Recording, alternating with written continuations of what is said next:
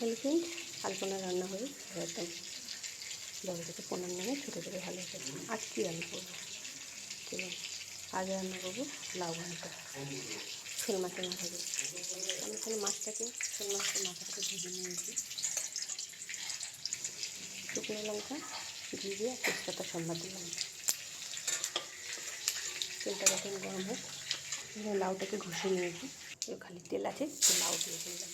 এখানে আমি পরিমাণ মতন হলুদ, একটু মিষ্টি, স্বাদ মতন লবণ, লঙ্কার গুঁড়ো, ধনের গুঁড়ো, জিরের গুঁড়ো, আদা আছে, আর এখানে রসুন পেস্ট, আদার পেস্ট।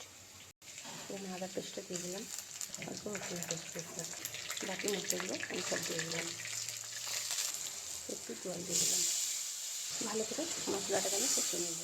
আমি এখন মালদায় বেঙ্গালুরু আছে, ওখানে ফেলবো মালদাইতে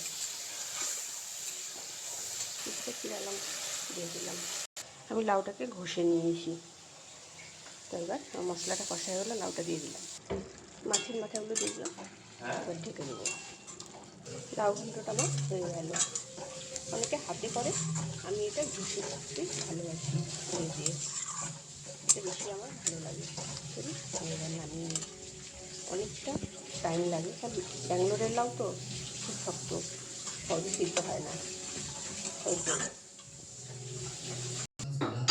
আমার লাউ ঘন্টটা হয়ে গেল শোল মাছের মাথা দিয়ে। খুবই ভালো লাগে, খুবই টেস্টি হয়। এভাবে রান্না করে অবশ্যই খেয়ে দেখে কমেন্ট করে জানাবেন। আর চ্যানেলটা যারা নতুন আছে সাবস্ক্রাইব করবেন। আলপনা রান্নাঘরে স্বাগতম। আরও যদি কাল রান্না করি অবশ্যই রেসিপি আপনাদের সঙ্গে শেয়ার করবো। চলুন তাহলে, টাটা বাই, ভালো থাকুন।